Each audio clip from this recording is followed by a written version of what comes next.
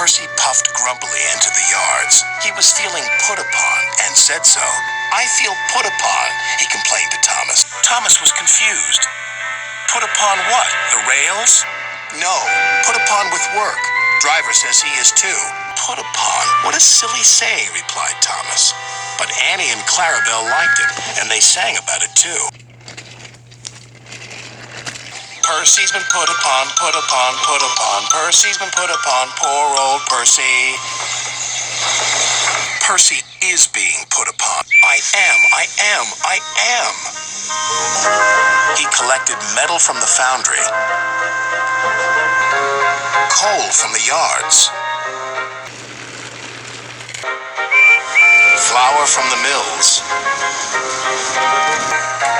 rock from the quarries, and fuel from the depot. Then he delivered it all to the docks.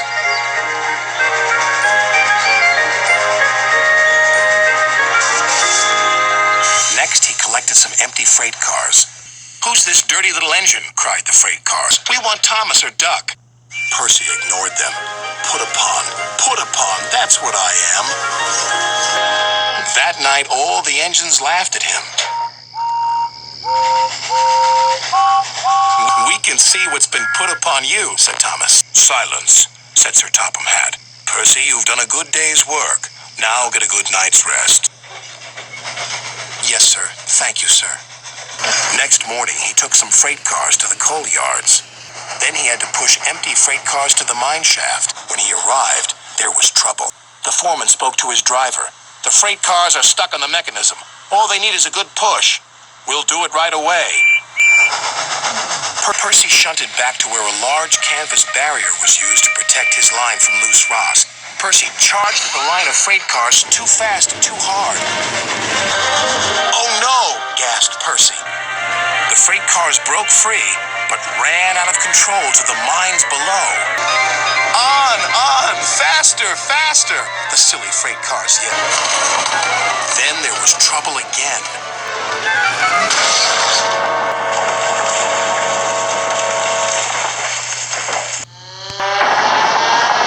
"Get out of here fast! The mine's collapsing!"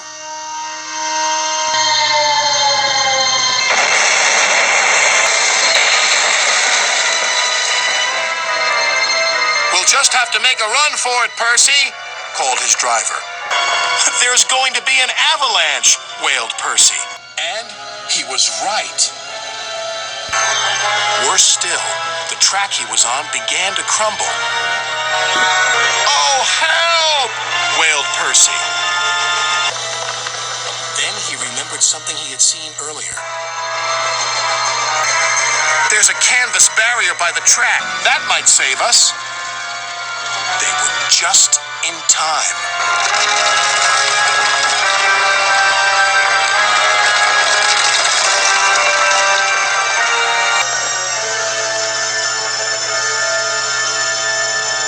Percy was right. The canvas did indeed save them, but the miners didn't know that.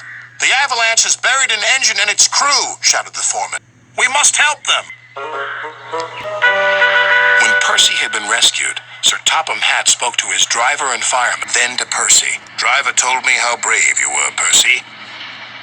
As a reward, you will be repainted at the works." "Oh, thank you, sir." When he returned, Percy's coat glistened in the sun. "I'm sorry we teased you, Percy," said Thomas. "You were certainly put upon by that avalanche." "Yes, indeed. But just look at my new coat of paint. Now, I don't mind that being put upon me."